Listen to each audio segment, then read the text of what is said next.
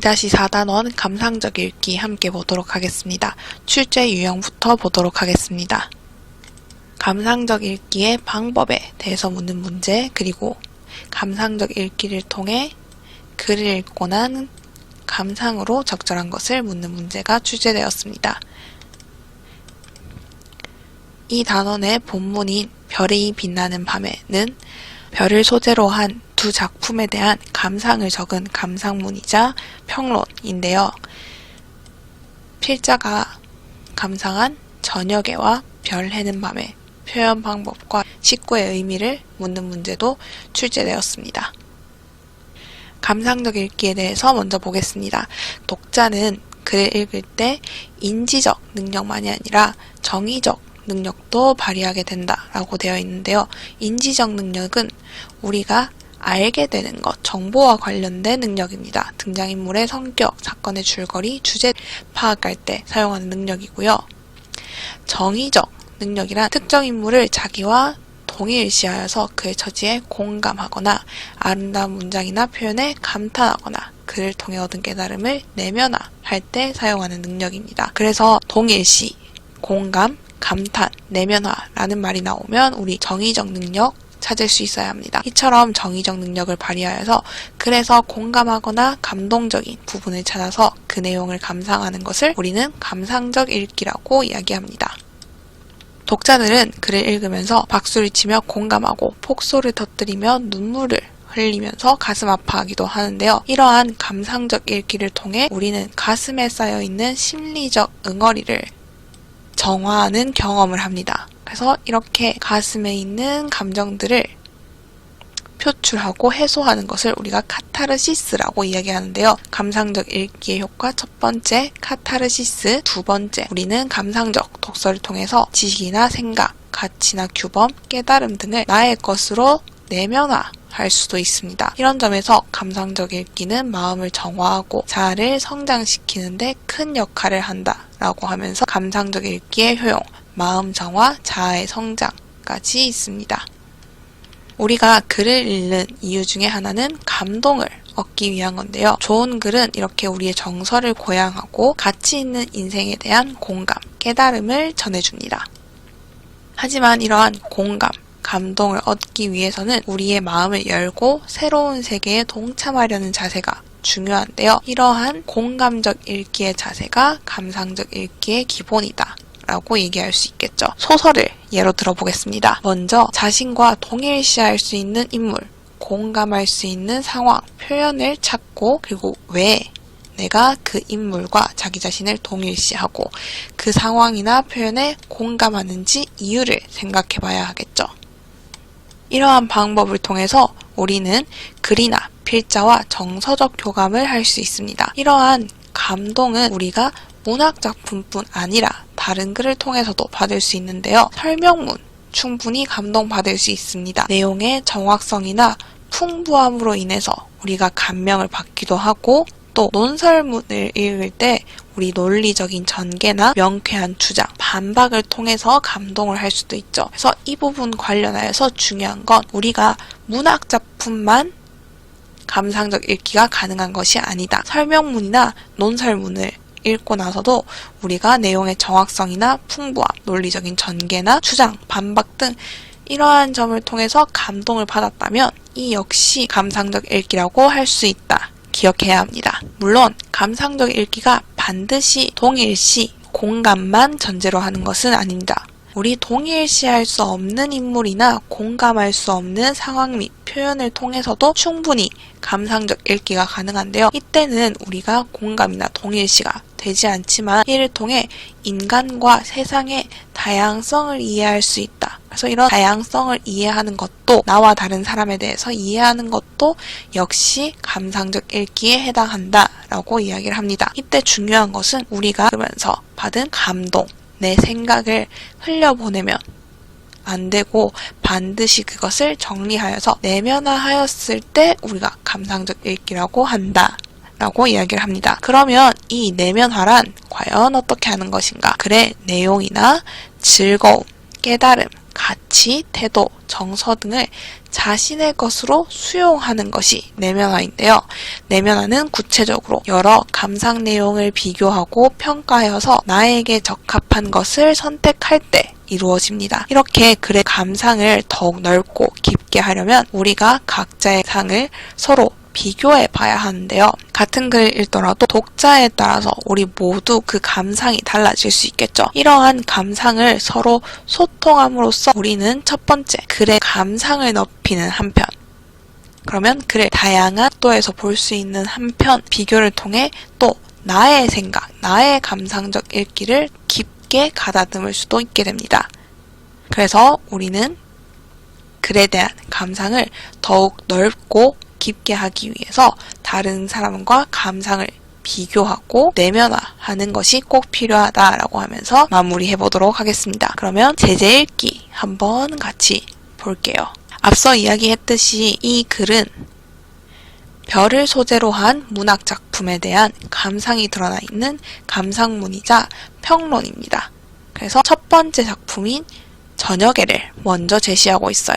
저녁에부터 함께 보겠습니다. 저렇게 많은 중에서 별 하나가 나를 내려다본다라고 이야기를 하는데요. 이렇게 위에서 내려다보는 것, 의인법이라고 우리 볼 수 있겠죠. 별이 나를 내려다본다라고 하면서 의인법 사용하고 있고요. 거기에 나도 이렇게 많은 사람 중에서 그 별 하나를 또 쳐다봅니다. 그래서 위에서는 내려다보고요. 아래에서는 내가 올려다보고 있죠. 대꾸법이 사용되었다 할 수 있고요. 우리 여기서 주목해야 될 시어. 저렇게 많은 중에서 하나, 그리고 이렇게 많은 중에서 하나. 수많은 우주의 존재 중에서 별과 나 하나하나가 관계를 맺었다라고 하면서 별과 나의 운명적인 만남 혹은 인연, 지금 이렇게 일련에서 이야기하고 있습니다. 하지만 밤이 깊을수록 별은 속에 사라지고 나는 어둠 속에 사라집니다. 그러면 이렇게 밤이라는 시간은 결국 피할 수 없는, 우리가 시간이 지나는 걸 막을 수 없기 때문에 피할 수 없는 이별의 시간이라고 생각할 수 있고요. 여기에서 별과 나, 밝음과 어둠, 사라지고 대조법과 대꾸법이 사용되었다. 그리고 이러한 대조와 대꾸를 통해서 말하고자 하는 것, 별과 나의 필연적이자 운명적 이별이다 얘기할 수 있겠죠. 이렇게 운명적인 관계를 맺은 별과 나는 다시 운명적으로, 필연적으로 이별하게 됩니다. 그리고 이때 이 어둠을 인간에게 피할 수 없는 운명이라고 생각을 한다면 우리 피할 수 없는 운명, 모두가 겪게 되는 운명, 죽음이죠. 그래서 이 시의 해석을 묻는 문제에서 늙어서 죽게 되는 운명을 암시한다라는 옳은 선지로 출제된 적이 있기 때문에 이것을 단순한 이별이 아니라 인간의 죽음이라고도 생각할 수 있어야 합니다. 그리고 마지막 연인데요. 3연. 이렇게 정다운 너 하나, 나 하나는 어디서 무엇이 되어 다시 만나랴 라고 하면서 마지막에 이렇게 랴라고 의문형 어미를 사용하였는데요. 사실 의문이 아니라 다시 만날 것이다 하는 뜻이죠. 서리법이 사용되었고 이러한 서리법을 통해서 우리가 꼭 만날 것이다. 지금은 이별하지만 재회를 할 것이다 하는 이 소망을 강조하고 있습니다. 그리고 여기 시어가 살짝 바뀌었는데요. 너 하나, 나 하나라고 이렇게 얘기하고 있죠. 이 각각의 인연이 소중하고 의미 있다라는 걸 이해하기 위해서 이렇게 하나하나라는 시어를 사용하고 있고요. 마지막 3연의 내용은 정리하면 이별에 대한 아쉬움도 드러나지만 중요한 것, 영원한 만남을 이어가고 싶은 소망 혹은 재회에 대한 소망. 그래서 우리 운명적으로 만나고 필연적으로 헤어지게 되지 반드시 만날 것이다 라고 이야기를 하면서 이렇게 희망적으로 글을 마무리하고 있습니다. 그럼 이 글에 대해서 이 필자의 감상이 어떠한지 함께 살펴보도록 할 텐데요. 어디서 많이 보거나 들은 시인데 제대로 아는 사람은 그렇게 많지 않다. 이 시의 마지막 부분은 수아 김한기 화백의 작품 제목으로도 그리고 듀엣 가수 유심초가 부른 대중가요 제목으로도 사용되었다라고 이야기를 하고 있습니다. 왜 이 시가 그림으로 또 노래로 매체를 바꿔가면서 이토록 많은 사람에게 사랑을 받은 것일까라고 하면서 질문을 통해 독자의 흥미를 유발하고 있죠. 이유 바로 설명하고 있습니다. 이 시는 무엇보다 쉽다. 그리고 누구나 경험해봤음직한 낯익고 정겨운 정경과 정조를 담고 있다. 쉽게 이야기하면 누구나 공감할 수 있는 내용이다 라고 이야기를 해요. 그런데 그것은 다시 생각해봐도 여전히 가슴 뛰고 경이롭고 순수하던 그때 내가 그립다. 정겨웠던 이들이 그립다 라고 하고 있는데요. 이 시의 내용, 누군가의 만남과 이별이겠죠. 이 만남과 이별에 대해서 필자는 이렇게 생각해요. 가슴 뛰고 경이롭고 순수하지만 또 그립다고 이야기를 하고 있죠. 그래서 여기까지 시 저녁에가 많은 사람들에게 사랑받는 이유 이렇게 정리할 수 있고요. 또 여기 필자가 제시한 질문에 구체적인 답변을 찾는 문제에서 이렇게 출제되었습니다. 사람과 사람의 만남은 우주적 인연처럼 소중하다라는 이 시의 주제인데요. 내용, 주제가 정서적으로 공감 요소가 존재하기 때문이다라는 옳은 선지로 출제되었습니다. 그래서 사람들이 누구나 쉽게 공감할 수 있는 내용이기 때문에 이 시가 매체를 바꿔가면서 계속 사랑을 받은 것이죠. 구체적으로 필자가 해석을 시작합니다. 생각해보라. 별과 내가 마주 본다는 것은 기적 같은 일이다.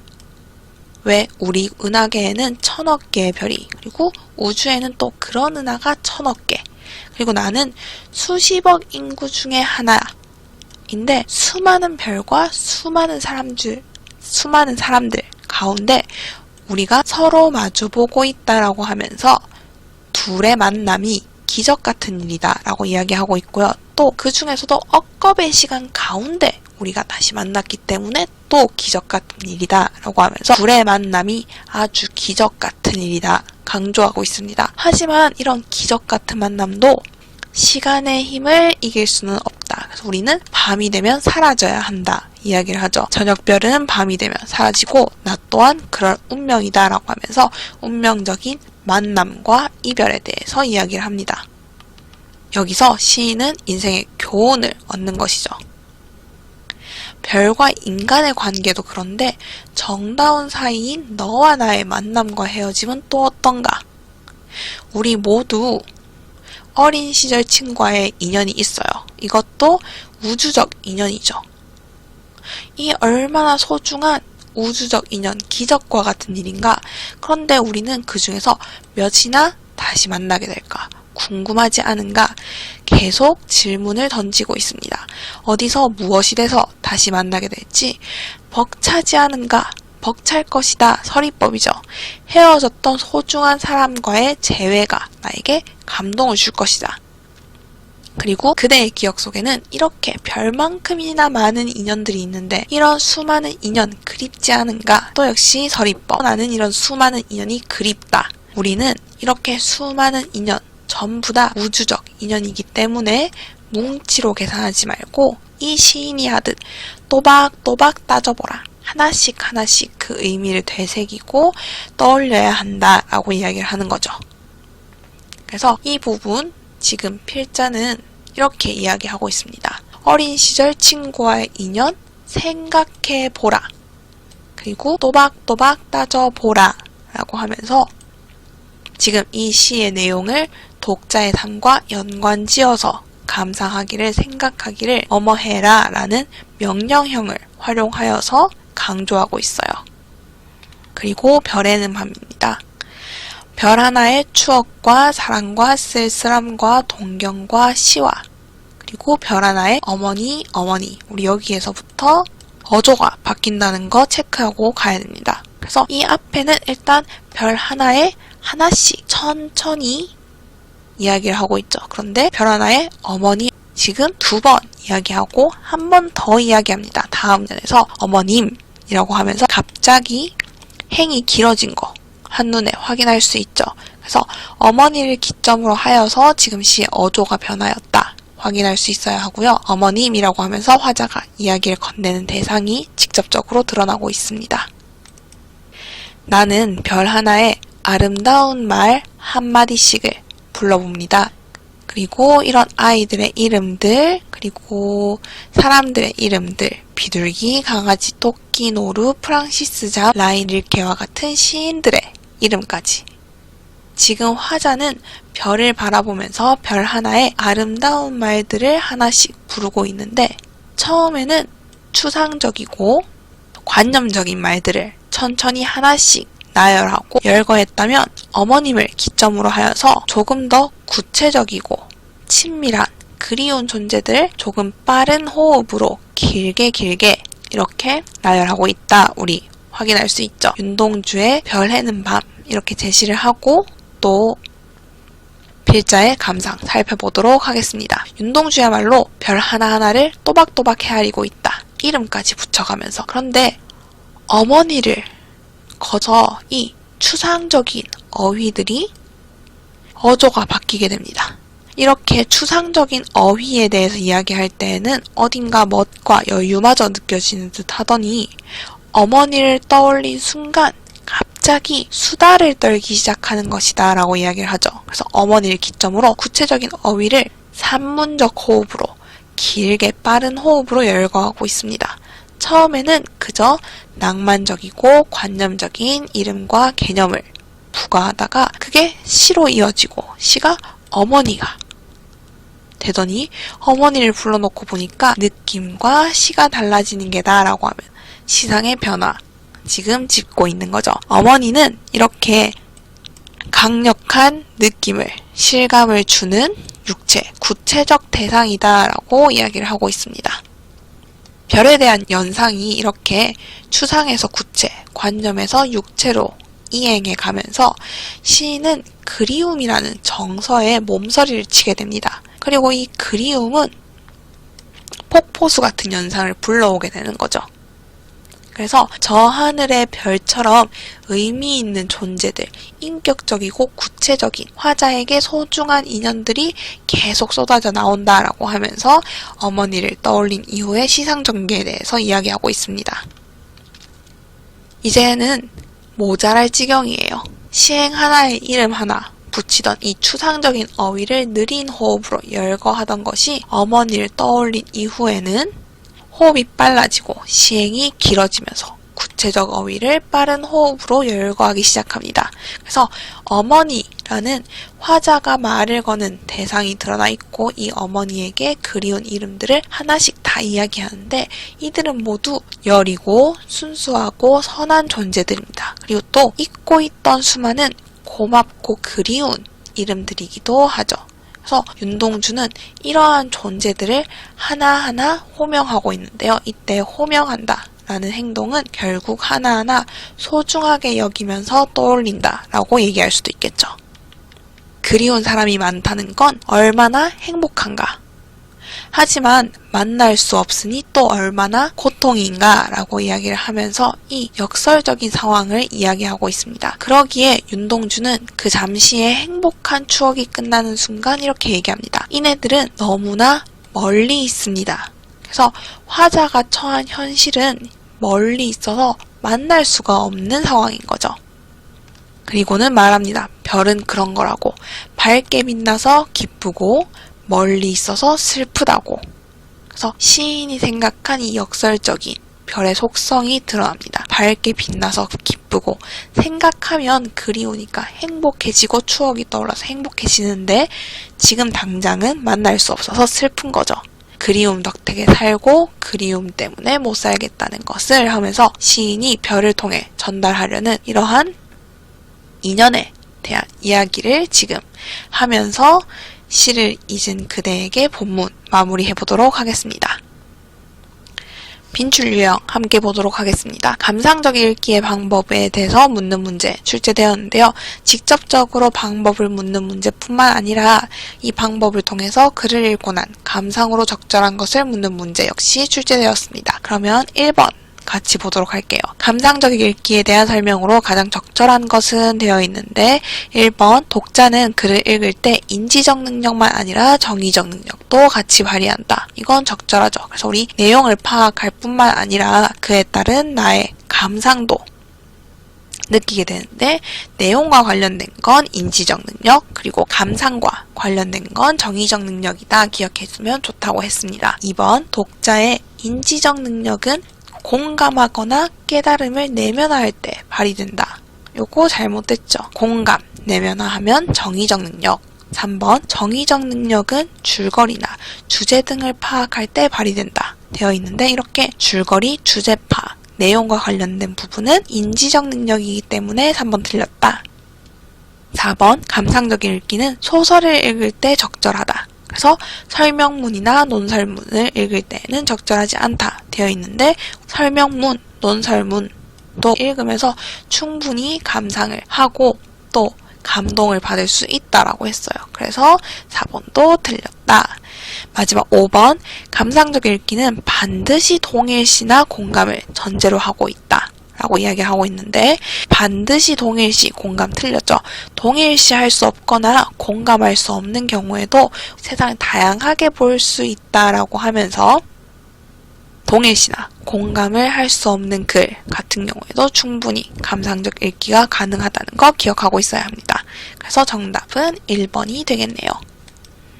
그리고 빈줄 유형 두 번째 보겠습니다. 저녁에 별 해는 밤에 대해서 묻는 문제 출제되었는데요. 각 작품의 표현 방법 그리고 식구의 의미 특히 별이라는 이 공통된 시어가 이 작품을 연결해주고 있기 때문에 이 작품들 별이라는 시어의 의미를 정확하게 파악하고 있어야 합니다. 그러면 12번 함께 보도록 하겠습니다. 기억에서 미음에 대한 이해로 적절하지 않은 것은 되어 있는데요. 기억, 별과 나 사이에 관계가 형성되었음을 의미한다. 봤더니 별 하나가 나를 내려다보고 나는 별 하나를 쳐다보고 그러면 둘이 마주보게 되기 때문에 이 부분에서 우리 관계 형성이라고 이야기를 했죠. 그러면 1번은 맞는 선지, 2번 대꾸법을 사용하여서 관계에 변화가 필요함을 강조하고 있다 되어 있는데요. 2번에 별과 나, 밝음과 어둠, 사라지고 사라진다. 대꾸법 사용된 건 맞지만 이 부분 관계의 변화가 필요함을 이야기하는 게 아니라 밤이라는 운명적인 이별의 시간이 다가오면 둘은 이별하게 된다. 그래서 필연적인 운명적인 이별 을 나타내는 부분이라고 우리 이해해야 합니다. 3번 디귿 서리법을 활용하여서 주제에 여운을 남기고 있다 되어 있는데요. 마지막 부분 어디서 무엇이 되어 다시 만나랴 라고 하면서 문장을 지금 의문형으로 제시하고 있죠. 하지만 결국 다시 만날 것이다 라고 하는 뜻이 담겨있는 부분이기 때문에 서리법 적절하고요. 이를 통해서 이 소중한 인연과의 재회라는 필자의 소망을 강조하고 있습니다. 그래서 3번도 적절한 설명이 되겠네요. 4번 시의 앞뒤 분위기를 전환하면서 시의 호흡이 빨라지는 계기가 된다라고 하는데 여기 별에는 밤의 어머니입니다. 어머니 전에는 우리 기억하고 있어야겠죠. 추상적인 어휘를 느린 호흡으로 열거했다면 어머니를 기점으로 여기 사람들의 구체적인 이름들 그래서 구체적인 어휘들이 등장하고 또 행의 길이도 이렇게 길어졌어요. 그래서 이렇게 긴 행을 통해서 구체적인 어휘를 빠른 호흡으로 열거하고 있다. 그러면 4번도 맞는 선지. 마지막 열거법을 사용하여서 그리웠던 대상들을 떠올리고 있다. 지금 미음에 있는 이름들 그리고 이웃 사람들 동물들 그리고 시인의 이름들 전부 화자가 그리워하는 대상들이죠. 그래서 그리웠던 대상들을 떠올리고 있다. 그러면 5번까지 적절한 것. 그래서 우리 정답은 2번이 적절하지 않아서 정답이 되겠네요. 그리고 마지막 필수 유형입니다. 우리 글의 전체적인 내용 이해를 묻는 문제 출제되었는데요.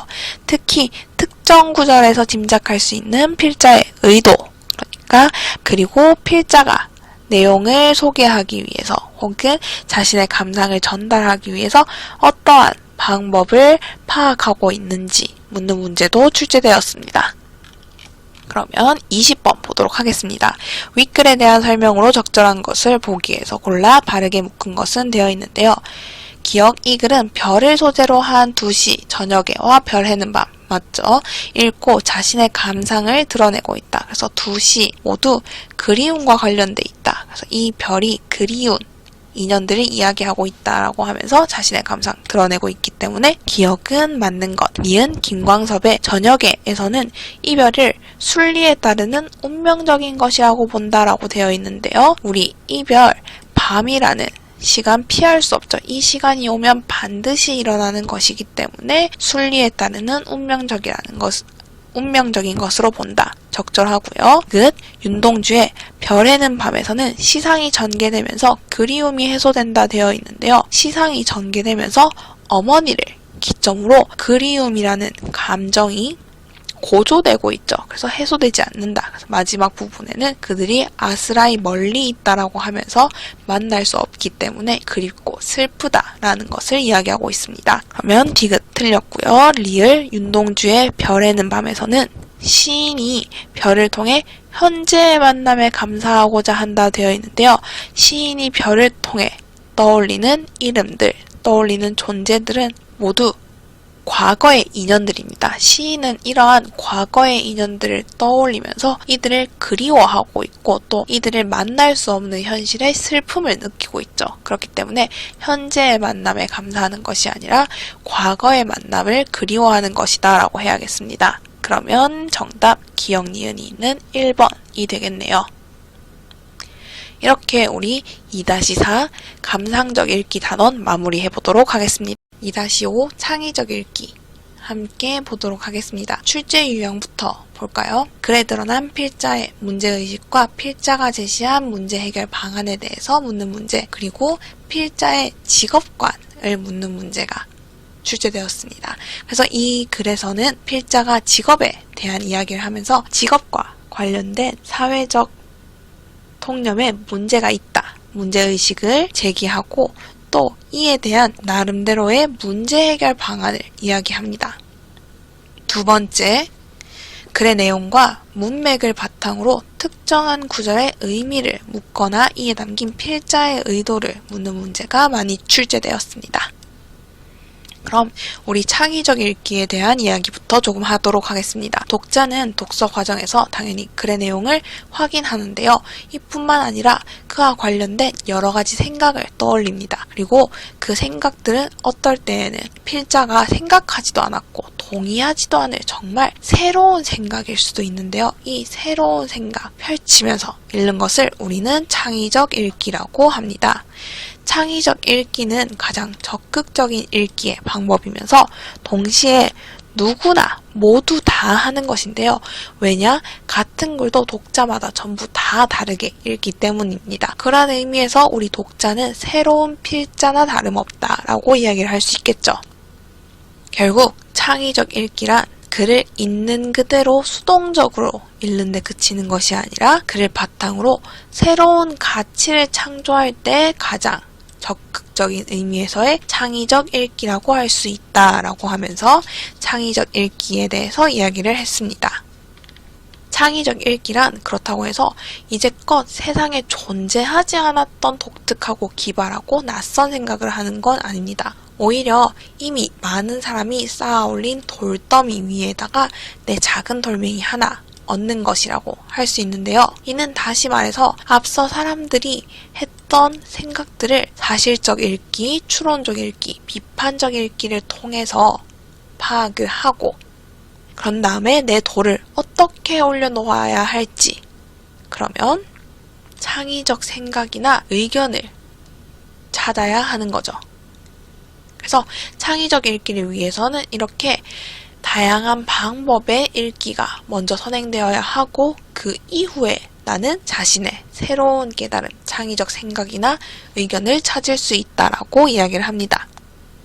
그리고 이 새로운 깨달음은 그래서 놓치거나 빠진 부분, 더 나아갈 부분을 포착하여서 그 부분에 내 생각을 덧붙이는 거라고 할 수 있겠죠. 이를 위해서 우리는 글을 읽는 과정에서 당연히 필자의 사고를 따라가면서 내용을 파악하는 한편 나만의 자신의 유연한 사고를 통해서 발상의 전환을 할 필요가 있습니다. 즉 필자와 대화를 해나가면서 동의하지 않는 부분 그리고 필자가 해결하지 못한 부분에 대해서 내 나름대로의 생각을 덧붙여가면서 읽는 게 창의적 읽기가 되는 거죠. 나아가 이렇게 떠오른 생각들을 내가 논리적으로 재구성하여서 하나의 완성된 새로운 생각으로 탄생시켜서 정리하면 완벽한 창의적 읽기라고 할 수 있겠습니다. 우리가 글을 읽는 목적 가운데 하나는 문제를 해결하기 위함인데요. 책에는 우리가 이때까지 쌓아온 지식과 경험이 축적되어 있습니다. 그래서 이 지식과 경험을 통해서 우리는 문제를 해결할 수 있는 방법을 찾을 수 있었죠. 하지만 현대 사회에서는 단순히 글을 읽는 것만 가지고는 이 새로운 문제 상황에 대한 적절한 해결책을 찾을 수가 없습니다. 그래서 우리는 창의적 읽기를 해야 한다. 라고 이야기를 하는 거죠. 구체적으로는 이렇게 자연과학에 관한 글에서 경제적 해결책을 찾을 수도 있고 또 소설을 읽으면서도 과학적 영감을 얻을 수 있다라고 하면서 이 창의적 읽기를 통해서 다른 분야의 글이나 글에서 해결책이나 영감을 얻을 수 있다라고 이야기를 합니다. 그리고 이러한 창의적 읽기가 누적되고 적용됨으로써 우리는 개인은 개인대로, 사회는 사회대로 각자가 처한 문제 상황을 해결할 수 있는 방안을 도출할 수 있다라고 하면서 창의적 읽기로 문제를 해결할 수 있다라고 이야기를 하고 있어요. 그래서 우리 본문은 이렇게 창의적 읽기를 통해서 다른 분야의 글에서 해결책이나 영감을 얻은 사례인데요. 이 글의 필자는 빨간머리 앤이라는 소설을 읽고 필자 자신과 우리 사회에 관해서 특히 그 직업에 관해서 문제점을 인식하고 이에 문제의식을 드러내면서 이를 해결하기 위한 창의적인 방안까지 제시하고 있습니다. 이건 글을 통해서 빨간머리 앤이라는 소설을 통해서 전혀 다른 생각을 해낸 거죠. 그래서 앞서 이야기했던 그 창의적 읽기 의 좋은 예시 글이라고 생각하면 되겠습니다. 필자의 문제 인식과 해결책 살펴보기 전에 우리 빨간머리 앤에 대해서도 얘기를 해야겠죠. 빨간머리 앤은 퀸스 고등학교를 우수한 성적으로 졸업하고 장학금을 받아서 대학교에 가기로 결정했습니다. 그런데 갑자기 자신을 돌봐준 매슈가 사망했다는 소식에 고향으로 돌아오게 되는데요. 고향에 돌아오니 점점 시력을 잃어가는 마릴라를 홀로 둘 수 없는 거예요. 그래서 고향에서 교사 생활을 하며 마릴라 곁을 지킬까 하는 선택지도 생기게 됩니다. 그래서 이 둘 중에 어떤 걸 선택해야 할지 갈등하다가 앤은 결국 고향에 남기로 결심했습니다. 그래서 앤은 꿈과 자기가 해야 할 일 중에서 이 해야 할 일을 선택한 거죠. 이 글의 필자는 이 소설을 통해서 소설 내용과 관련된 직업이라는 주제에 자신의 의문을 제기하고 있는데요. 이 기존의 통념이 고향이 아니라 자기가 하고 싶은 일을 따르라고 하는데 나도 이 꿈을 쫓는 것이 옳은지에 대해서 의문이 있다. 나는 앤이 고향에 남기로 결심한 게 잘한 것이다. 라고 생각한다. 라고 하면서 우리 사회의 통념을 비판하고 적절한 문제 해결 방안을 제시하고 있습니다. 그럼 본격적으로 한번 볼게요. 나는 언제나 직업을 바꾸는 사람들을 흥미롭게 바라보곤 했다. 예를 들어서 국문학을 전공해서 소설가가 되는 건 흥미롭지 않아요? 우리 다 이해할 수 있죠. 예측 가능한데 인공지능 로봇을 만들던 공학자가 갑자기 작가로 데뷔하면 나는 여기에 관심을 가지고 매력을 느꼈다. 왜요? 인생이 갑자기 바뀐 데에는 어떤 사연이 있을 것 같다고 나는 생각하기 때문입니다.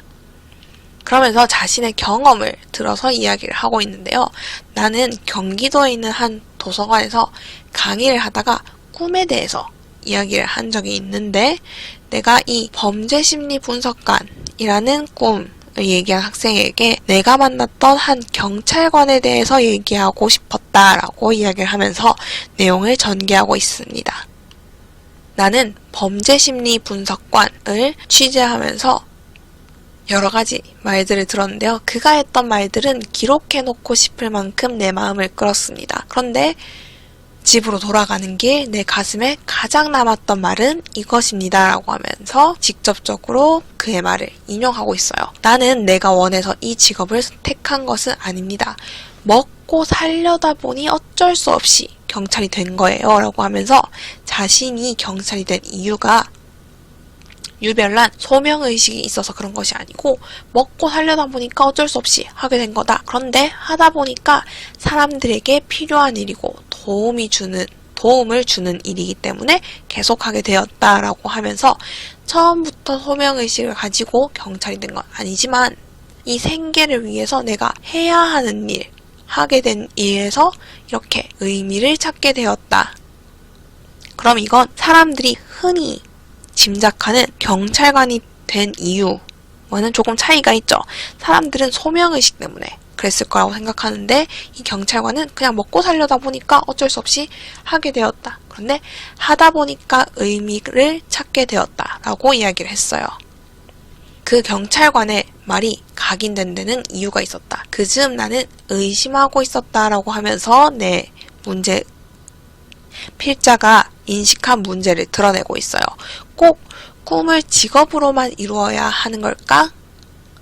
사람들은 가슴 뛰는 일을 해라 라고 이야기를 하는데 이건 멋진 말이지만 누구나 가슴 뛰는 일을 직업으로 가질 수 있는 걸까? 라고 하면서 필자의 문제의식을 이렇게 질문이라는 형태를 통해서 드러내고 있습니다. 필자는 이렇게 생각해요. 누구나 자신의 꿈을 이루기 위해서 선택한 직업에 최고가 될 수는 없다. 그리고 실제 자신의 꿈을 직업으로 이룬 사람이 많지 않다. 또 꿈을 직업으로 이루었다고 꼭 행복해지는 것도 아니다. 그러면 필자는 사람들이 이야기하는 꿈을 직업으로 가지는 것에 대해서 부정적이다. 우리 또 짐작할 수 있죠. 내가 좋아하는 것을 반드시 해야 한다는 이 자기중심적인 강박이 나를 망치기도 한다라고 하면서 계속해서 이렇게 이야기하고 있습니다. 내가 하고 싶은 일을 직업으로 삼는 것이 꼭 좋은 일만은 아니다. 왜냐? 지금 내가 하는 일은 정말 내가 하고 싶었던 일이 아니라는 생각이 들면 이게 결국 현재를 망치기 때문에 좋지 않다. 가장 중요한 일은 그렇기 때문에 내가 해야 하는 일에서 의미를 발견하고 그것을 좋아하려는 것이다. 그럼 사람들이 이야기했듯이 가슴 뛰는 일을 해라 라는 말은 실제로는 잘못되었다 라고 하면서 자신의 생각을 드러내고 있는 거죠. 그리고 이러한 해야 하는 일에서 의미를 발견하고 그것을 좋아하려는 노력이 중요하다라는 생각은 앞서 이야기했던 경찰관의 직업관과 일치하는 거죠. 먹고 살려고 일을 하다 보니까 내가 거기에서 의미를 발견할 수 있었다.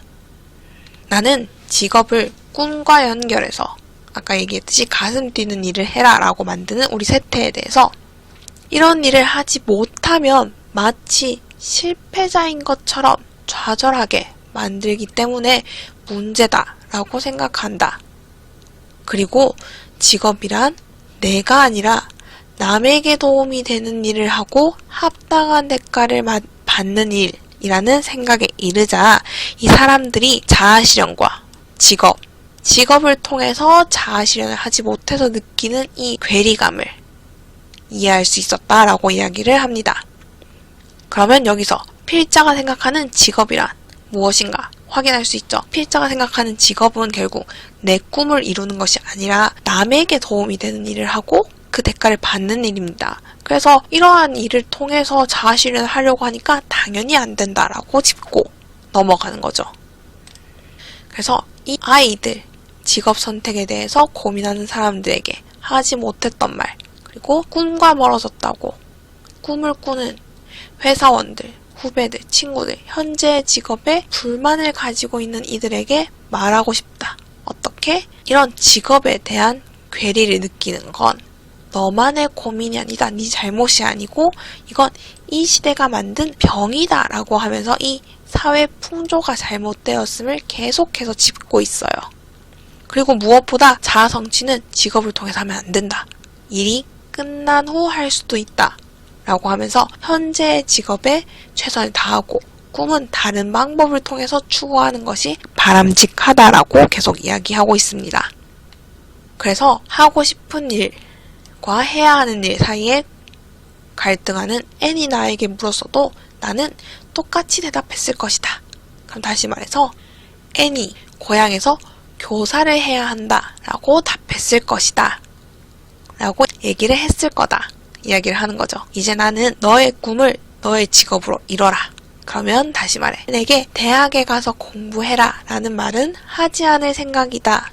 그리고 내가 보기에 직업은 적어도 남에게 도움이 되는 일을 하는 게 맞기 때문에 어떤 의미에서 이 본래 직업은 자아 실현과는 거리가 멀다. 그러니까 꿈을 이루기 위해서 직업을 선택하지 마라. 애나 너는 대학에 가서 공부하는 게 아니라 고향에서 교사를 해야 한다 라고 이야기를 하고 있는 거죠. 나는 버리고 떠나는 삶. 무엇을 위해서 버리고 떠나는 삶? 내 꿈을 위해서. 꿈을 추구하는 삶을 존중하긴 하지만 버티고 견디는 삶. 해야 하는 일을 계속 하고 그 일에서 의미를 발견하고 좋아하기 위해 노력하는 삶을 더 존경한다 라고 하면서 계속해서 바람직한 직업관에 대해서 이야기하고 있습니다. 그래서 이때 버리고 떠나는 삶이 어떠한 삶을 의미하는지 버티고 견디는 삶이 어떠한 삶을 의미하는지 우리 꼭 알고 있어야겠죠. 버리고 떠나는 건 내가 하고 싶은 일을 하는 삶 혹은 꿈을 계속해서 추구하는 삶, 직업을 통한 자아 실현을 위해 노력하는 삶이라면 버티고 견디는 삶은 해야 하는 일을 하는 삶, 그리고 내가 아닌 남에게 도움이 되는 일을 하는 삶, 그리고 그 일에서 의미를 찾고 좋아하기 위해 노력하는 삶을 의미한다는 거 우리 알고 있어야 합니다. 이 시대가 너무 나를 강조하다 보니까 자아 실현, 꿈 강조하다 보니까 이게 강박으로 작용하는 것 같다. 그래서 내 생각에는 이렇게 자아 실현, 꿈을 통해서 자아 실현을 하는 것은 이루어질 수도 없지만 모든 사람의 꿈이 이루어진다면 그 세상은 아마 엉망이 될 것이다 라고 하면서 이 꿈을 추구하고 꿈이 반드시 실현되어야 하지는 않다.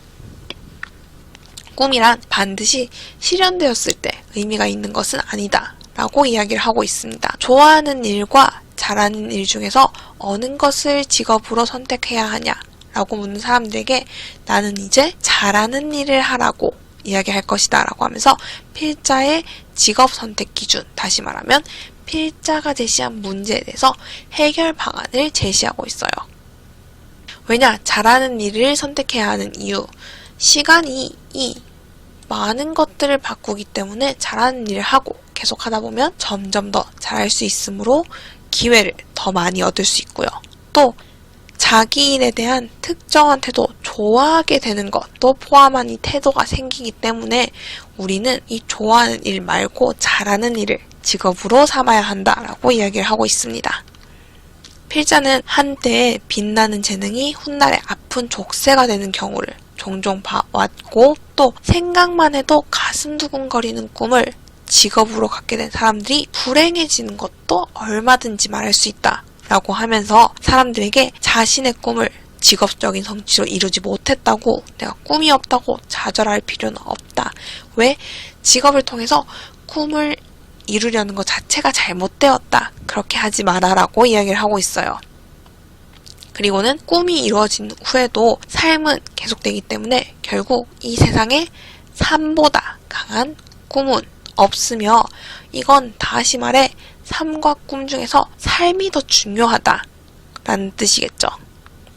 꿈을 이루는 것을 삶의 최우선 목표, 가치로 삼지 말고 우리 지금 삶에 최선을 다해야 한다라고 강조하고 있습니다. 이건 다시 말해 하고 싶은 일과 해야 하는 일 중에서 해야 하는 일을 계속해서 해나가면서 삶을 살아가는 것이 더 중요하다라고 이야기를 하는 거죠. 인간은 꿈을 이룰 때 행복한 것이 아니라 오히려 꿈꿀 수 있을 때 계속해서 삶을 살아나가면서 이 꿈에 대해서 이 꿈을 꾸고 있을 때 행복한 것이다 라고 하면서 결국 꿈보다 강한 것이 삶이라는 생각을 드러내고 있습니다. 이 부분 관련해서 이 구절, 이 세상에 삶보다 강한 꿈은 없다. 구절에 담긴 글쓴이의 의도를 묻는 문제에 자신의 삶이 있어야 꿈을 꿀 수도 이룰 수도 있다.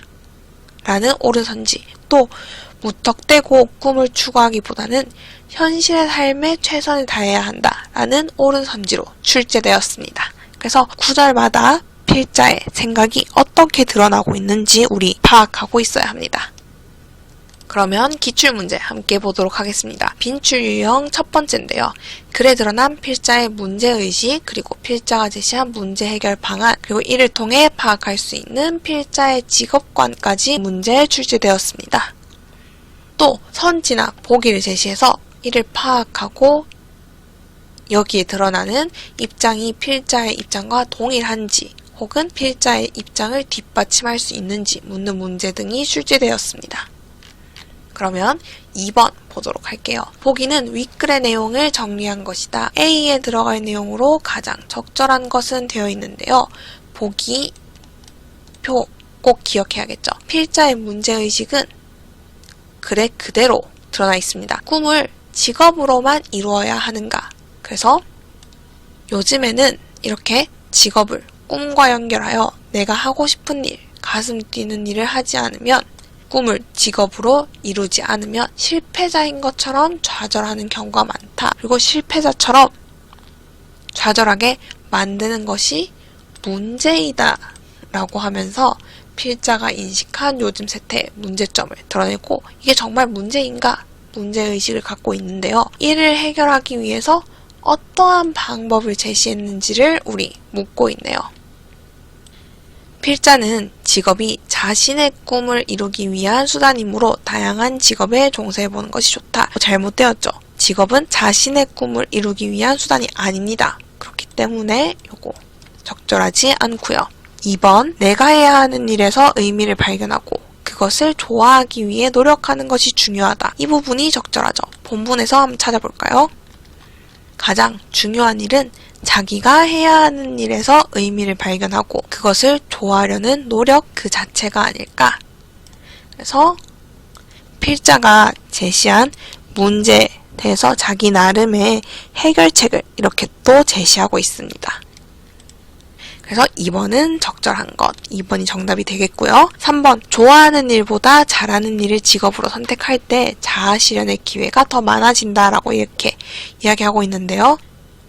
1번 얘기할 때 말했듯이 우리 직업과 자아 실현의 기회 연결해서 생각하고 있지 않아요, 필자는. 오히려 일 밖에서 자아 실현의 기회를 찾아야 한다. 더 많다라고 이야기를 합니다. 4번, 좋아하는 일을 선택해서 오래 반복하면 잘하는 일이 된다라는 말 한 적 없죠. 잘하는 일을 선택해서 오래 반복하면 내가 잘하게 되고 좋아하는 태도가 생기게 된다. 그래서 이런 삶이 행복하다라고 이야기를 하고 있습니다. 마지막 5번, 가슴 뛰는 일을 직업으로 갖게 된 사람들이 겪는 지독한 불행에 대해서 찾아볼 필요가 있다는 말 한 적 없죠. 이미 내가 아주 많이 알고 있다라고 이야기를 했습니다. 그래서 이번의 정답은 2번. 그리고 4번 보겠습니다. 윗글의 필자 A와 보기의 필자 B에 대해서 설명한 것으로 가장 적절한 것은 되어 있는데요. 보기의 필자는 이렇게 얘기합니다. 사람은 하고 싶은 일을 하면서 살 수 있어야 한다. 그리고 이를 통해서 잠재력을 발휘하고 삶의 기쁨을 누려야 한다. 그러면 하고 싶은 일을 통해서 자아 실현을 하고 이를 통해 행복해질 수 있다라고 보는 입장이네요. 1번, B와 달리 A는 생활의 안정을 위한 직업 선택해야 하는 일을 하는 것에 부정적인 입장을 취할 것이다 되어 있는데, A는 이러한 해야 하는 일을 해내는 것, 긍정적으로 볼 것입니다. 2번, B는 모두 잘하는 일을 할 때 잠재력도 드러난다 되어 있는데요. B는 하고 싶은 일을 할 때 잠재력이 드러난다 라고 이야기를 하고 있죠. 그래서 2번 잘못된 선지. 다음 3번 B와 달리 A는 꿈의 실현을 위해 노력해야 함을 강조한다 되어 있는데 꿈의 실현을 위해 노력하는 건 B였습니다. 그래서 3번도 잘못된 선지. 4번 A와 B 해야 하는 일을 직업으로 선택하고 그 직업을 좋아함으로써 행복을 느낄 수 있다라고 주장한다 되어 있는데 A만 그렇죠. B는 하고 싶은 일을 해야지 행복을 느낄 수 있다라고 주장합니다. 그래서 4번도 잘못된 선지. 마지막 5번과 달리 B는 자신이 원하는 일을 선택할 것을 강조한다. 5번이 정답이죠. 참으로 하고 싶은 일을 하면서 살 수 있어야 한다라고 얘기했기 때문입니다. 두 번째, 빈줄 유형 글의 내용을 묻는 문제가 많이 출제되었는데요. 특히 내용과 문맥을 바탕으로 특정 구절의 의미를 묻는 문제, 우리 꼭 풀 수 있어야 합니다. 그리고 이에 담긴 필자의 의도를 묻는 문제도 같은 맥락이죠. 그럼 12번 같이 보도록 하겠습니다. 보기는 가에 담긴 글쓴이의 의도를 설명한 것이다. 옳은 설명을 묶은 것으로 가장 적절한 것은 되어 있는데요. 가, 이 세상에 삶보다 강한 꿈은 없다. 이 부분입니다. 기억, 자신의 삶이 있어야 꿈을 꿀 수도 이룰 수도 있다. 라는 말은 결국 꿈보다 삶이 더 중요하다. 삶에 최선을 다해야 한다. 하는 말이기 때문에 적절한 선지. 2번 니은 무턱대고 꿈을 추구하기보다는 현실의 삶에 최선을 다해야 한다. 또 적절한 선지가 되겠네요. 그래서 무턱대고 꿈을 추구하는 것은 결국 꿈이 이루어진 후에도 계속되는 삶을 고려하지 않은 선택이기 때문에 이것보다는 현실의 삶에 최선을 다해야 한다라고 이야기를 하고 있습니다. 다음 디귿 현실적 삶에서 꿈을 이루는 건 불가능하므로 현재의 삶에 만족할 줄 알아야 한다 되어 있는데요. 우리 필자, 현실적 삶에서 꿈을 이루는 게 불가능하다라고 보지는 않습니다. 그래서 디귿은 잘못된 선지고요. 리을, 현실에서 꿈을 꿀 수 있을 때가 행복한 것이다 되어 있는데 그 다음 줄 확인할 수 있죠. 어쩌면 인간은 꿈을 이룰 때 행복한 것이 아니라 꿈꿀 수 있을 때 행복한 것일지도 모르겠다. 그래서 삶이 더 강하다. 마지막 미음, 꿈을 성취한 삶보다 가치 있는 것은 없다 되어 있는데요. 필자는 이 꿈을 성취해도 행복하지 않을 수 있다. 우리는 꿈을 꿀 수 있을 때, 삶을 살아갈 때 행복할 것이다 라고 이야기를 하고 있기 때문에 미음도 잘못된 선지. 그러면 정답 기억, 니은, 리을의 3번이 되겠습니다. 이렇게 2-5단원 마무리해 보도록 하겠습니다. 2-6단원 주제통합적 읽기 함께 보도록 하겠습니다. 이 단원에선 군주론과 목민심서의 내용을 파악하고 이 글에 드러난 바람직한 군주 혹은 수령의 덕목과 인간의 본성 등을 비교하는 문제가 많이 출제되었습니다. 그리고 두 번째, 군주론과 목민심서의 내용 전개 방식을 묻는 문제 역시 많이 출제되었습니다. 그럼 주제통합적 읽기에 대해서 먼저 이야기해 보도록 하겠습니다. 주제통합적 읽기란 같은 화제에 관하여 2편 이상의 글을 읽고 비교하면서 종합하는 독서법입니다. 그래서 중요한 건 같은 화제나 주제에 대한 2편 이상의 글을 읽고 우리가 비교, 종합할 수 있어야 한다. 라는 것입니다. 예로는 논문을 쓰기 위해서 주제 중심으로 다양한 관점과 분야의 글을 읽는 경우가 포함이 되겠습니다. 지적으로 미성숙한 사람일수록 자신이 알고 있는 지식만을 사실로 믿는 경향이 있는데 우리의 지식은 피상적이거나 파편적이고 편견에 빠져 있기 십상이기 때문에 한쪽에만 치우쳐져 있고 또 완전하지 못하고 부분으로만 이루어져 있기 때문에 이러한 주제통합적 읽기를 통해서 우리는 독서 경험이 편중되지 않고 균형 잡힌 지식인으로서 성장할 수 있습니다. 또한 주제에 관해 서로 다른 분야의 지식이나 관점을 통합하고 자기 나름의 의미를 구성해보는 활동이기 때문에 우리는 이를 통해 능동적인 독자로 성장할 수 있습니다. 특히 오늘날과 같은 시대에 이렇게 다양한 분야와 관점의 글들을 종합적이고 비판적으로 읽을 수 있는 능력은 매우 중요하다고 할 수 있겠습니다. 주제통합적 읽기는 일반적으로 다음과 같은 과정을 통해서 진행이 됩니다. 첫 번째는 우선 글을 수집해야 하는데요. 화제나 주제를 정하고 그에 맞는 글들을 수집하는데 그 과정에서 우리는 화제나 주제를 얼마든지 수정하거나 구체화할 수 있습니다. 그리고 두 번째, 필요한 부분을 찾아 자기 말로 이해하기 라고 되어 있는데요. 우리가 수집한 글들을 일단은 훑어보면서 자기에게 필요한 부분을 찾아야 하고요. 이렇게 찾은 부분 중에서 필요한 부분만을 정독하면서 나의 말로 이해하는 이 사실적 읽기를 활용하는 게 필요합니다. 그리고 세 번째, 읽은 글의 쟁점, 문제를 분석하여서 주제를 구체화하는 것인데요. 이때 이 쟁점이 무엇인지 혹은 내가 놓치고 있는 문제가 무엇인지 분석하는 것은 추론적 읽기의 방법에 해당하고 또 내 스스로의 주제의식을 구체화하는 건 비판적 읽기라고 얘기할 수 있겠죠. 그래서 이런 추론적 읽기와 비판적 읽기를 바탕으로 우리는 그래서 쟁점이나 문제를 분석해내고 주제를 구체화해야 한다. 그런 다음에는 우리 마지막으로 내 생각을 확정하고 구성할 수 있어야 합니다. 주제에 관한 자기 나름의 생각을 확정할 때가 되었습니다. 그래서 이 생각 구성하고 분명하게 제시할 수 있어야 합니다. 그러면 이 부분에서 우리 또 비판적 읽기와 창의적 읽기가 뒷받침되어야 한다는 거 알 수 있겠죠. 그리고 읽은 글의 내용을 근거 자료로 우리 활용하여서 내 생각을 뒷받침하는 데 사용할 수도 있습니다. 예를 들어 서로 다른 생각들을 비교한다거나 혹은 특정한 글의 내용을 비판한다거나 특정 부분을 인용하는 등의 방법을 사용할 수 있겠죠. 이와 같이 주제통합적 읽기의 방법에 대해서 묻는 문제가 출제되었는데요. 이때 주제통합적 읽기가 어떤 순서로 일어나는지 또 각 과정에서는 우리 구체적으로 어떤 방법, 특히 앞서 배운 다양한 읽기의 방법 중에서 어떤 것들이 활용되고 있는지 이해하고 있어야 합니다. 주제통합적 읽기를 우리가 효율적으로 하기 위해서는 우리가 주제와 무관한 글이나 불필요한 부분을 읽는데 시간을 낭비해서는 안 되겠습니다. 그렇게 하기 위해서는 우리가 훑어보며 읽는 독서 전략을 구사해야겠죠.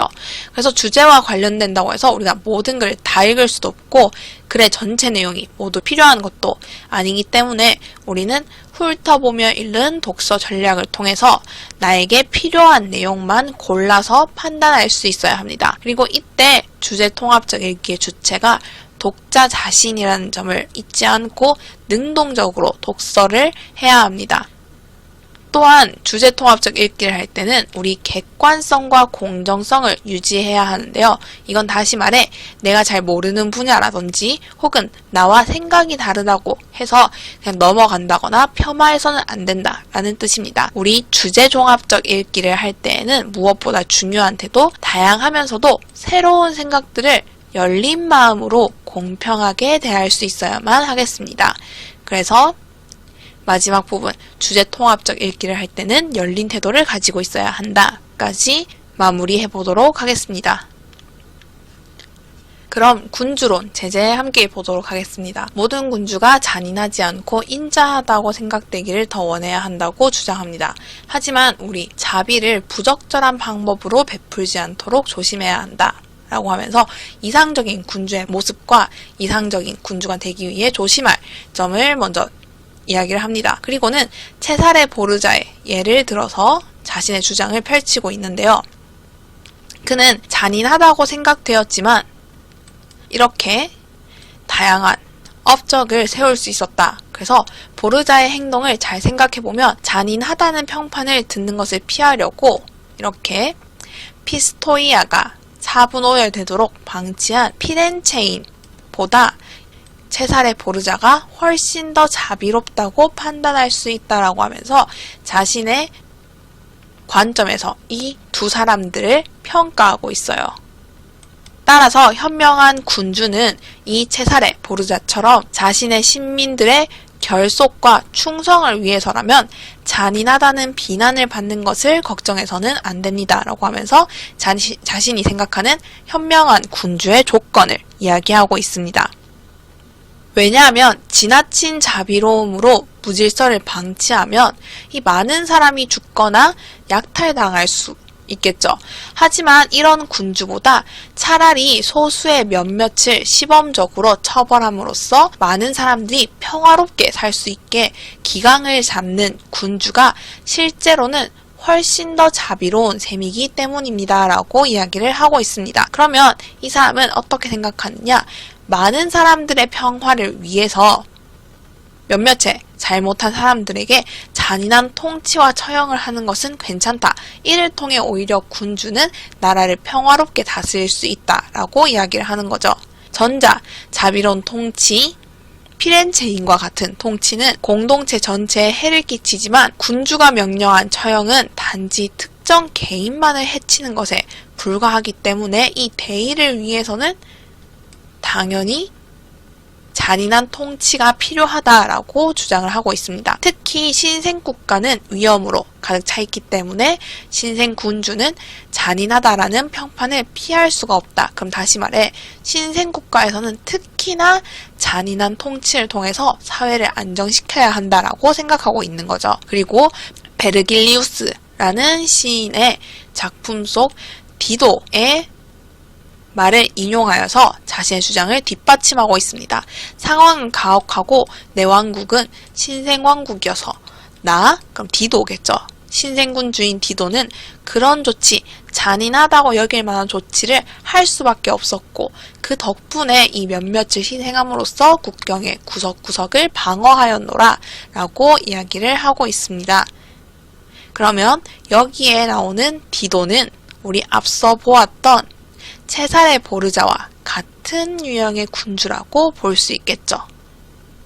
그렇지만 군주는 참소를 믿고 사람들에게 적대적인 행동을 취할 때는 신중해야 합니다. 그래서 신중하되 또 지나치게 우유부단해서는 안 됩니다. 라고 하면서 바람직한 군주의 자세에 대해서 계속 이야기를 하고 있어요. 군주는 적절하게 신중하고 자애롭게 행동해야 하며 또 지나친 자신감으로 인해서 경솔하게 처신하거나 혹은 의심이 많아서 주위 사람들이 견디기 어려워하는 일이 없도록 해야 한다라고 이야기를 하고 있습니다. 그런데 조금 더 구체적으로 군주가 사랑을 느끼게 하는 것과 두려움을 느끼게 하는 것 중에서 어떤 편이 더 나은가? 사람들이 이러한 논쟁을 하는데 제 견해는 사랑을 느끼게 하는 동시에 두려움도 느끼게 하는 것이 바람직하다라고 생각한다. 하지만 이러한 최선의 통치 방법, 사랑과 동시에 두려움을 느끼게 하는 건 매우 어렵기 때문에 굳이 둘 중에서 어느 하나를 포기해야 한다면 자신은 사랑보다는 두려움을 선택할 것이다. 이것이 훨씬 더 안전하다고 생각합니다. 라고 하면서 자신이 생각하는 최선의 통치 방법을 이야기하고 있습니다. 이 문단에서 우리가 꼭 기억해야 할 건 이 필자가 생각하는 군주가 무조건 잔인한 방법을 사용해야 한다 혹은 잔인한 통치를 해야 한다가 아니라는 사실입니다. 이 글의 필자는 군주가 사랑을 느끼게 하는 동시에 두려움도 느끼게 하는 것이 가장 바람직하다. 이게 최선의 방법이지만 하지만 둘 다 얻기는 어려우므로 나는 현실적으로 그러면 차선책으로 두려움을 느끼게 하는 것이 바람직하다라고 주장하고 있다. 우리가 기억해야 합니다. 그리고 우리 이 부분 앞에서도 추가로 확인할 수 있죠. 바람직한 군주는 적절하게 신중하면서도 자애롭게 행동합니다. 하지만 우리 사랑과 두려움 중에서 하나를 골라야 한다면 우리 두려움을 느끼게 해야 한다. 느끼게 하는 것이 낫다라고 생각하고 있음을 기억해야 하는 거죠. 그럼 필자는 왜 이러한 생각을 하게 되었느냐?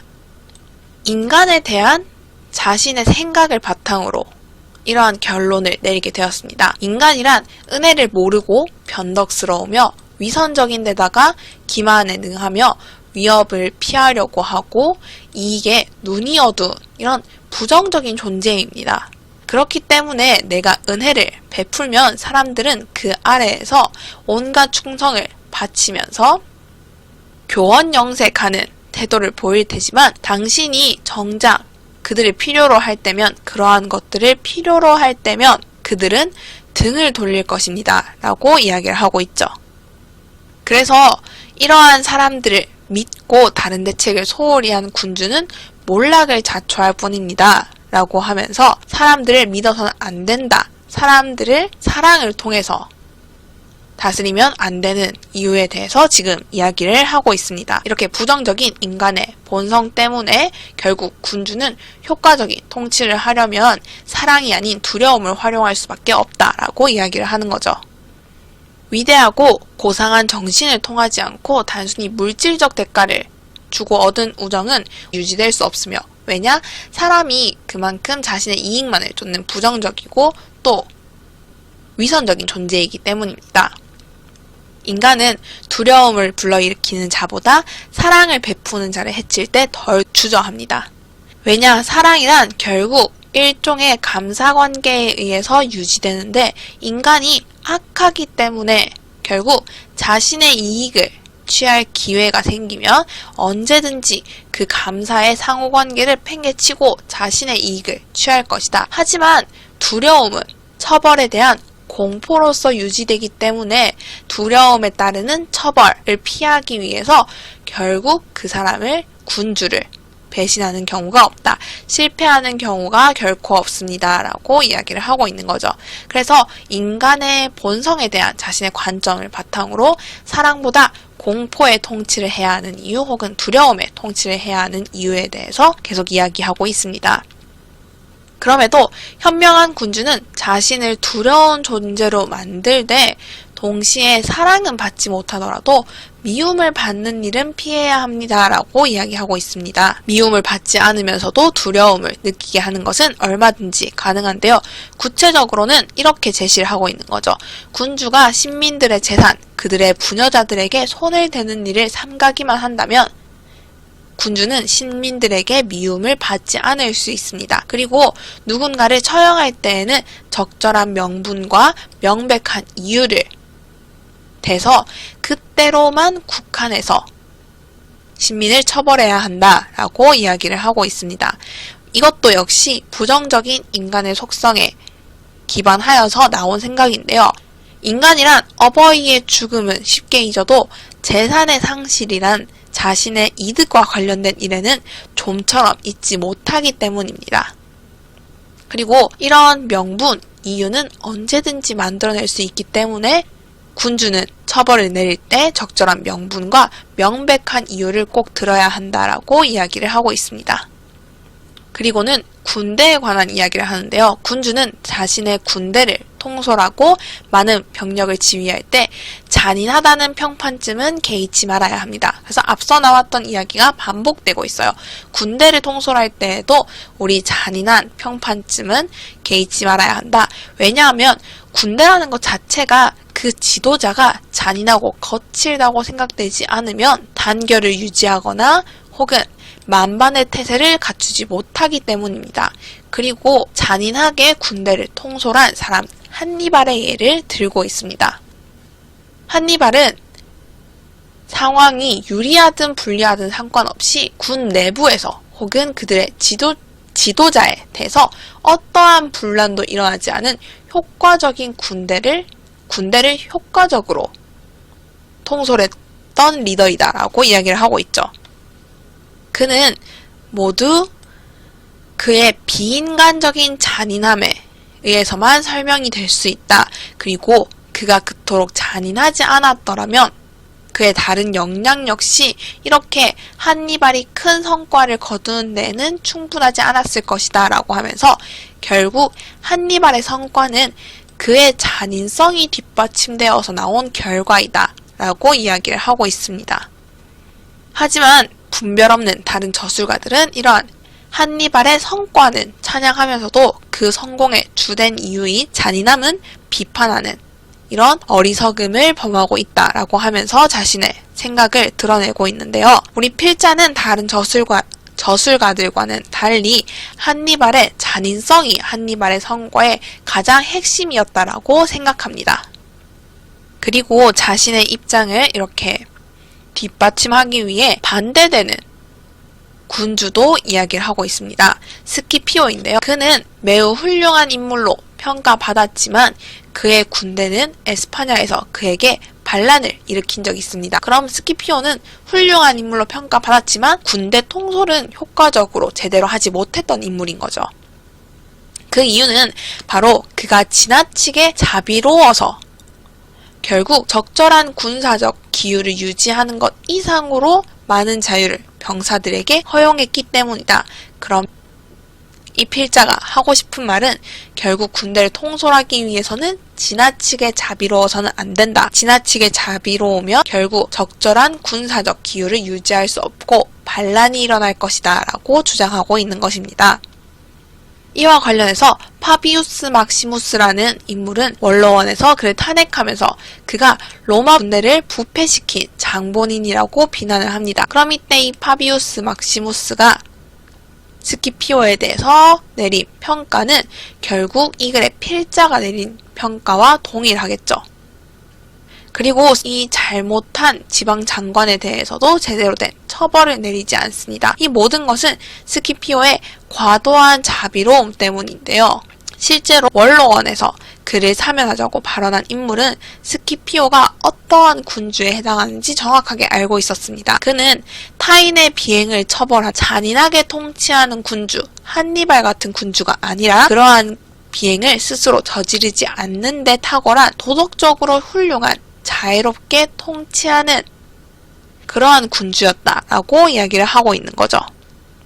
그래서 그의 군대 지휘 방식이 원로원에 의해서 견제받지 않고 방임되었더라면 그 자신의 스키피오의 과도한 자비로움으로 인해서 그는 군대를 제대로 통솔하지 못하고 그의 명성과 영광 역시도 빛이 발했을 것입니다 라고 이야기를 합니다. 하지만 그는 다행히 원로원의 통제하에 있었기 때문에 이처럼 유해한 성품, 이 과도한 자비로움이 적절히 억제되었을 뿐만 아니라 나아가 그의 명성에 기여할 수 있었다라고 이야기를 합니다. 마지막 부분, 두려움을 느끼게 하는 것과 사랑을 느끼게 하는 것에 문제로 되돌아가서 다시 이야기하죠. 저는 인간이란 자신의 선택 여하에 따라서 사랑을 하지만 군주의 행위 여하에 따라서 군주에게 두려움을 느끼기 때문에 그럼 사랑은 내가 타인을 보고 타인의 행동을 통해서 선택하는 거죠. 내가 그를 사랑할지 사랑하지 않을지, 배신할지 배신하지 않을지 선택하는 거지만 두려움이란 상대방의 행동에 따라서 군주의 행위 여하에 따라서 내가 본능적으로 느끼는 감정입니다. 선택할 수 없어요. 따라서 우리 현명한 군주라면 이렇게 타인의 선택 맡기는 사랑에 기반하여서 통치하는 것보다는 자신의 선택, 두려움을 기반으로 통치하는 것이 필요하다라고 이야기를 하고 있습니다. 그래서 이 현명한 군주라면 타인의 선택보다는 자신의 선택에 더 의존해야 라는 구절의 의미를 우리 정확히 이해하고 있어야 하는데요. 필자는 결국 현명한 군주라면 자애로운 통치를 통해서 사랑받는 타인에 의한 선택보다는 잔인한 통치를 통해서 두려움을 느끼게 하는 자신의 선택에 더 의존하는 것이 적절하다라고 생각합니다. 그리고 다만 말한 것처럼 우리 미움을 받는 일만은 피하도록 해야겠습니다 라고 하면서 글을 마무리 짓고 있습니다. 그럼 목민심서도 함께 보겠습니다. 첫 번째 단락부터 자신의 주장이 드러나 있는데요. 형벌은 백성을 바르게 하는 일에 있어서 최후의 수단이다. 수령이 자신을 먼저 단속하고 법을 받들어서 엄정하게 임하면 백성이 죄를 범하지 않을 것이니 그렇다면 형벌은 쓰지 않아도 좋을 것이다 라고 이야기를 하고 있네요. 그래서 이 글의 핵심 주장이 첫 번째 단락에서부터 드러납니다. 수령은 자신을 단속하고 법을 받들어서 엄정하게 임하도록 하고 이를 통해서 형벌을 쓰지 않을 수 있다. 형벌을 써야 한다라고 주장하고 있습니다. 그리고 이러한 자신의 주장을 뒷받침하기 위해서 이렇게 예시를 들고 있습니다. 한 국가를 다스리는 것이 한 가정을 다스리는 것과 마찬가지인데 하물며 한 고을에 있어서랴. 그러면 한 고을을 다스리는 것도 한 가정을 다스리는 것과 같다라는 뜻이겠죠. 그리고 가정 다스리는 것을 살펴보기 위해서 예를 들고 있습니다.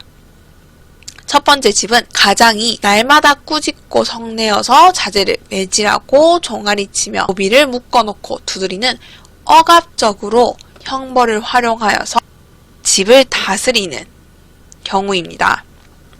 이렇게 아무리 억압적으로 집안을 다스리고 형벌을 하더라도 자제들의 눈속임은 더욱 심해지고 노비들의 도둑질도 늘어만 갑니다. 형벌을 통해서 나쁜 행동을 교정할 수가 없다라고 이야기를 하고 있어요. 오히려 온 집안이 모여서 가장을 비방하며 오직 잡힐까봐 겁내어 상농간 속이기만 하면서 가장을 속인다. 그래서 이 가장은 외톨이가 되고 결국 가도 또한 어그러져서 크게 어지러운 지경에 이르러 마침내 법도 있는 집안의 꼴을 이루지 못하고 만다라고 이야기하고 있습니다. 그래서 첫 번째 사례를 통해 확인할 수 있죠. 억압적으로 집안을 다스린 결과 결국 집안이 어지러운 지경에 이르러서 가도가 어그러지고 법도 있는 집안의 꼴을 이루지 못한다라고 이야기합니다. 그런데 여기에 반대되는 다른 사례도 있습니다. 다른 한 가장이 있습니다. 그는 새벽에 일어나서 세수를 마치고 일관을 정제하고 엄숙하고 단정히 앉아서 아침 문안을 받은 후 그날의 할 일을 분담시켜 각자 처리하게 합니다. 그러면 먼저 모범적인 태도를 보이는 가장인 거죠. 그리고 제대로 못하는 일이 있으면 그 자리에서 형벌을 내리는 것이 아니라 순순히 잘 가르쳐서 먼저 깨닫게 하고 그 다음 수치가 될 만한 일이 있어도 숨겨서 드러내지 않다가 한가히 있을 때 하나씩 불러서 차근차근 경고하고 꾸짖습니다. 솔선하는 태도로 집안을 다스리며 형벌을 최소화하고 있는 거죠. 이렇게 가장이 부지런함으로 솔선하니 다른 사람들도 부지런하고 검소함으로 솔선하니 다른 사람들도 검소하다 라고 하면서 가장의 솔선하는 태도를 다른 사람들이 모두 따른다 라고 이야기합니다. 이렇게 표준이 이미 바르니 가도를 세우니 다른 사람들이 순종하지 않을 수 없다라고 이야기를 합니다. 이렇게 되니까 사람들은 모두 순박하고 선량하여서 도둑질을 어떻게 하는 짓인지조차도 알지 못합니다. 그래서 1년이 지나도록 마당에는 매질하는 소리가 없고 가장이 충분히 솔선하는 태도를 보이면 사람들은 그를 따라가기 때문에 형벌을 해도 좋을 정도가 된다라고 이야기를 하는 거죠. 그래서 이렇게 묻지 않더라도 법도 있는 군자의 집이 여기에 있음을 알 정도로 바른 가정이 된다라고 이야기를 하고 있습니다. 그래서 이러한 일로 미루어 보건대 그러면 집을 다스리는 일을 통해서 고을을 다스리는 일을 유추해 보건대 말소리와 얼굴빛 그리고 형벌은 사람을 바로잡는 일에 있어서 말단이다 라고 이야기를 하고 있어요. 필자가 두려움 그리고 형벌을 최소화해야 한다라고 생각하고 있음을 우리가 알 수 있습니다. 그리고는 올바른 이것이다 라고 하면서 제시하는데요. 수령 자신이 바르면 백성도 바르지 않을 수 없고 수령이 스스로 바르지 않으면 비록 형벌을 내리더라도 바르지 않게 되는 것이다. 그러면 백성은 수령을 따라가기 때문에 수령이 먼저 솔선하여서 백성들의 모범이 되어야 한다라고 이야기합니다. 그리고 이 이치는 항상 변함이 없으니 어찌 잡설 다른 군소리를 더해서 어지럽힐 수가 있겠는가 하면서 이게 다른 이야기나 말을 할 필요가 없을 정도로 너무 분명하다라고 하면 서리법을 활용하여서 자신의 주장이 타당함을 강조하고 있습니다. 그리고 결론 부분에서 정선의 말을 지금 인용하여서 자신의 주장을 다시 뒷받침하고 있는데요. 가시에 손이 찔리고 가시덩굴에 발이 상하여도 온몸이 아픈데 이 형장의 독, 형벌의 고통은 그거보다 100배는 더 아픈 것이다. 그런데도 이 자기 감정에 휩쓸려서 함부로 사용해서야 되겠는가 라고 하면서 형벌을 함부로 사용해서는 안 된다라고 얘기하고 있죠. 최소화해야 한다. 범이 앞에 있고 함정이 뒤에 있으면 소리를 질러서 구원을 요청하는 법인데 이 옥리의 농간 그러면 무고한 형벌을 받게 되었을 때 옥리의 농간으로 생긴 고통이 이와 무엇이 다르겠는가 무고한 백성들이 형벌을 받도록 해서는 안 될 것이다 라는 자신의 핵심 주장을 드러내고 있고, 이 핵심 주장은 우리 필자의 핵심 주장과 일치하고 있기 때문에 필자가 마지막 부분에서 이렇게 인용을 하여 자신의 주장을 강조하고 있다, 우리 이해할 수 있겠죠. 그럼 기출문제 함께 보도록 하겠습니다. 최다빈출 유형 첫 번째, 군주론과 목민심서의 내용을 서로 비교하는 문제가 출제되었는데요. 이렇게 파악한 필자의 관점을 서로 비교하는 문제 꼭 풀 수 있어야 합니다. 6번 함께 보도록 하겠습니다. 가에서 필자가 현명한 군주로 생각하는 내용으로 부적절한 것은 되어 있는데요. 1번, 신민들에게 미움을 받는 일은 피해야 한다. 우리 마지막 부분에서 한번 확인해 볼까요? 군주에게 두려움을 느끼기 때문에 현명한 군주라면 이렇게 두려움을 느끼게 해야 한다고 결론을 내리겠습니다. 하지만 앞에서도 말한 것처럼 미움을 받는 일만은 피하도록 해야겠습니다 라고 이야기를 하고 있죠.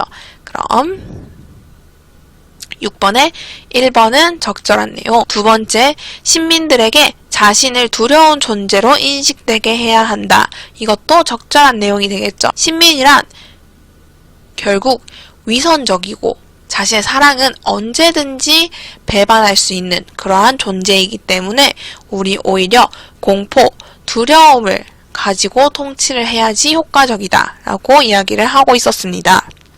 다음 세 번째, 명분 없이 함부로 신민들의 재산에 손을 대는 것을 삼가야 한다 하고 있는데요.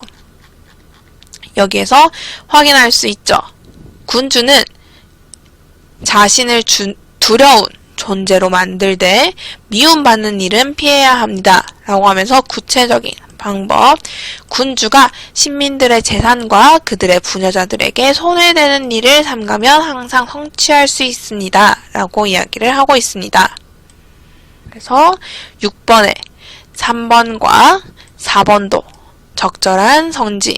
그러면 마지막, 신민을 두렵게 통치하기 위해서는 처형할 때 명분을 고려할 필요가 없다라고 이야기를 하고 있는데요. 같은 부분에서 한번 확인해 보도록 하겠습니다. 만약 누군가의 처형이 필요하더라도 적절한 명분과 명백한 이유가 있을 대로 국한해야 합니다라는 부분에서 누군가를 처형할 때 항상 적절한 명분과 명백한 이유가 필요하다라고 주장하고 있는 걸 확인할 수 있네요. 그래서 6번에 부적절한 것은 5번, 신민을 두렵게 통치하기 위해서는 처형할 때 명분을 꼭 고려하여야 한다. 9번도 보도록 하겠습니다. 가와 나의 필자가 가상으로 나눈 대화로 적절하지 않은 것은 되어 있는데요. 가, 당신의 글에서 솔선수범하는 가장에 대한 일화에 감명받아 군주의 중요한 사실로 솔선수범을 통한 평판도 추가해야겠다는 생각이 들었소 라고 이야기를 하고 있습니다. 그러면 이 1번에서 가의 필자가 나의 글에 솔선수범하는 가장 등장하고 있죠. 그래서 이를 보고 감명받을 수 있습니다. 하지만 그 이후에 한 생각이 잘못되었는데요. 군주의 중요한 자질로 솔선을 통한 평판을 추가하는 것은 적절하지 않은 솔선하는 태도를 추가해야겠다라는 생각을 해야 합니다. 그리고 수령이 솔선을 하면 백성들이 따라하듯이 윗사람이 솔선수범하는 것을 통해 백성의 순종을 이끌 수 있어 라고 이야기하는 부분 적절하지요. 그리고 3번 순종을 이끄는 가장 중요한 덕목은 역시 두려움에 의한 안정된 통치를 하는 것이라고 생각하오는 가의 입장이기 때문에 충분히 가능하다. 그리고 그런 통치는 가도가 어그러진 집의 예를 통해 볼 수 있듯이 결말이 좋지 않을 것이요. 나의 내용을 보면 우리 가도가 어그러진 집의 가장이 두려움을 통해서 억압적으로 집을 다스렸고 이로 인해서 결국 가도를 바로잡지 못하고 어그러졌다는 이야기를 확인할 수 있습니다. 그래서 나의 필자는 가의 필자가 이야기하는 통치에 대해서 결말이 좋지 않을 것이다 라고 충분히 이야기할 수 있겠죠. 그리고 마지막 현명한 군주라면 타인의 선택, 이때 타인의 선택은 타인의 사랑을 기반으로 하여서 타인의 선택을 받는 통치라고 했습니다. 이것보다는 자신의 선택, 그러면 잔인하게 통치를 하여서 다른 사람들이 두려워하도록 만드는 것이라고 했죠. 이것에 더 의존하여 올바른 행위를 할 것이오 라고 되어 있는데 그러면 5번도 적절하겠네요. 9번의 정답은 1번이 되겠습니다. 두 번째 빈출 유형입니다. 군주론과 목민심서에 내용 전개 방식을 묻는 문제가 출제되었는데요. 우리 함께 보도록 하겠습니다. 가와 나의 공통점으로 적절한 것끼리 묶인 것은 보기 하나씩 볼까요? 기억, 사례를 들어서 주장의 타당함을 밝히고 있다 되어 있는데 우리 가에서는 체사레 보르자와 피렌체인들 그리고 한니발과 스키피오의 예 등을 들어서 결국 잔인한 통치만이 최선의 방법이다 라는 자신의 주장의 타당함을 밝히고 있었고요. 나에서는 집안을 다스리는 서로 상반된 두 가장의 사례를 들어서 결국 수령이 고을을 다스릴 때 가장 중요한 것은 먼저 솔선하여서 모범을 보이는 태도이고 이를 통해 우리는 형벌을 최소화할 수 있다라고 이야기를 하고 있었습니다. 그 다음에 니은 상반된 주장을 제시하여 절충 방안을 모색하고 있다 되어 있는데 우리 상반된 두 가지 사례는 제시하고 있었지만 이를 통해서 절충 방안을 모색하고 있지는 않았습니다. 그 중에 하나를 선택하였죠. 그리고 세 번째 디귿 다른 사람의 말이나 글을 인용하여서 이해를 돕고 있다라고 되어 있는데 두 글에서 모두 우리 인용을 찾을 수 있었습니다. 우리 가에서는 디도의 말을 인용하고 있었고요. 나에서는 정선의 말을 인용하고 있었죠. 그래서 디귿은 맞는 선지. 그리고 리을 굳이 대답을 요구하지 않는 의문문 이건 서리법이죠. 서리법을 활용하여서 서술의 효과를 높이고 있다 되어 있는데 서리법을 활용한 것은 나에만 해당되기 때문에 리을도 잘못된 선지. 그래서 우리 정답 기억 디귿의 2번이 되겠습니다. 이렇게 2-6 단원 마무리해 보도록 하겠습니다. 이 모든 자료는 나무 아카데미 홈페이지에서 이용하실 수 있습니다. 궁금한 내용은 댓글로 문의해 주세요.